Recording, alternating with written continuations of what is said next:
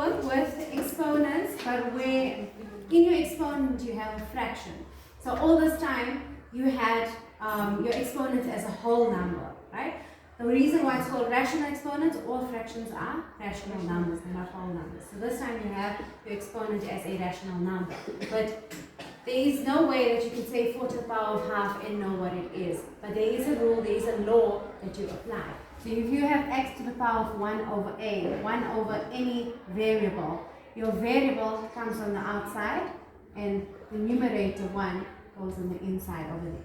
So an easy way to remember it is what's on the bottom comes outside of your square root. Okay, so bottom comes outside. Okay, so if you have 4 to the power of 1 over 2, what's at the bottom comes outside, the rest stays inside. So it's square root of 4 to the 1, which is 2. Okay, your second rule is the same thing, but this time it's not 1 over a variable. It's a variable over another variable. So x to the power of b over a, again, bottom comes outside, the top stays inside. Easy way to remember it. Okay, so if I have an example 4 to the power of 3 over 2, my bottom comes outside my square root and my top goes inside with the base. So 4 to the power of 3 is 64, square root of 64 is 8.